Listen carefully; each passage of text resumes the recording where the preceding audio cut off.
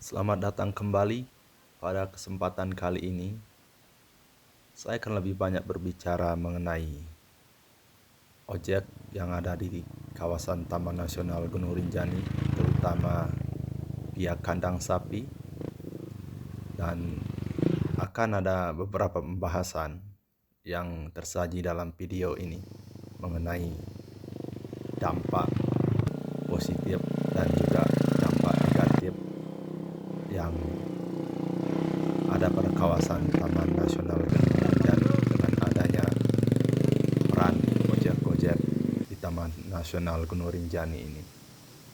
Tentunya kita akan berbicara mengenai peran ojek dalam ekosistem wisata.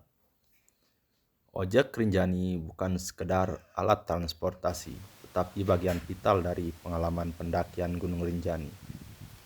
Dengan jalur yang panjang dan medan yang berat, banyak pendaki memanfaatkan ojek untuk menghemat tenaga, terutama di jalur Sembalun, pos 1 ataupun pos 2.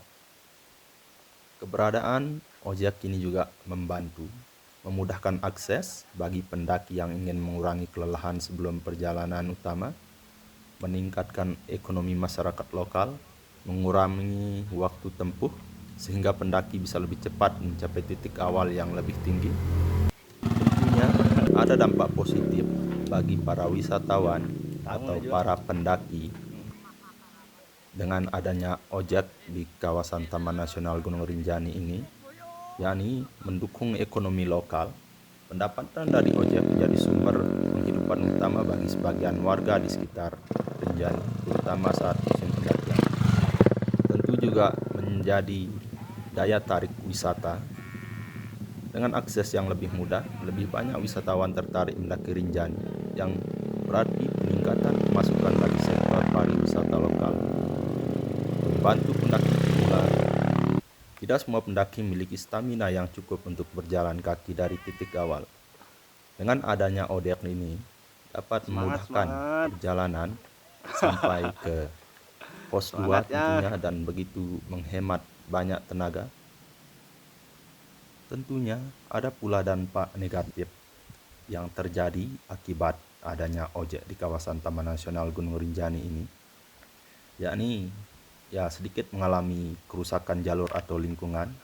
Dan untuk sekarang, ojek-ojek yang ada di kawasan Taman Nasional Gunung Rinjani via kandang sapi sudah berinisiatif membuat jalur yang baru yang jauh dari jalur pendakian utama dan dapat mengurangi kebisingan tentunya yang didengar oleh wisatawan.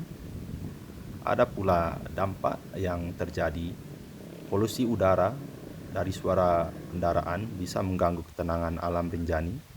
Tapi untuk sekarang, ojek-ojek yang ada di kawasan Taman Nasional Gunung Rinjani diharapkan untuk mengurangi kebisikan knalpot yang diakibatkan oleh motor-motor yang digunakan untuk mengojek sampai ke pos 2. Mendaki tentunya juga mengalami dampak negatif, karena ketika terlalu bergantung pada ojek, bisa kehilangan esensi dari mendaki Rinjani, yaitu perjuangan fisik dan mental yang menjadi daya tarik tersendiri. Itu juga dengan tarif yang bisa berubah-ubah.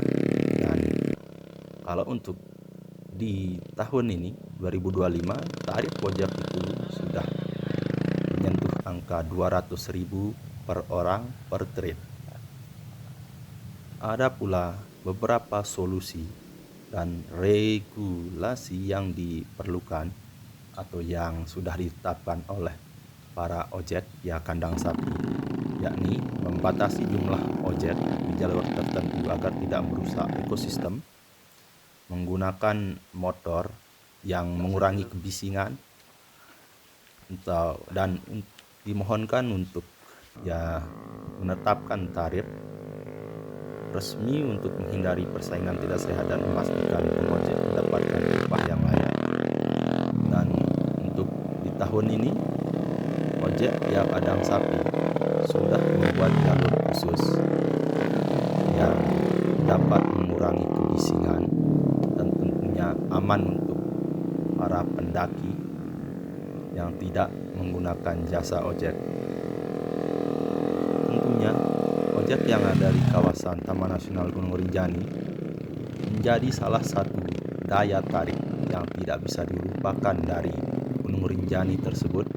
Dengan adanya ojek ini, membuat Gunung Rinjani semakin terkenal dan mudah diakses, tidak perlu untuk lelah berjalan dari gate atau gerbang kandang sapi menuju pos 2. Dan ojek Rinjani adalah bagian yang tak terpisahkan dari ekosistem wisata Gunung Rinjani tersebut, yang memberikan dampak ekonomi yang besar bagi masyarakat, tapi juga berpotensi merusak lingkungan jika tidak dikelola dengan baik.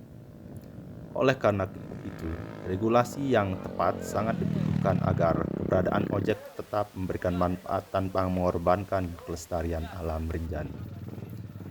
Dan untuk ojek-ojek yang ada di kawasan Taman Nasional Gunung Rinjani, khususnya pihak kandang sapi, telah membuat regulasi dengan kawan-kawan semua, baik itu TO maupun wisatawan.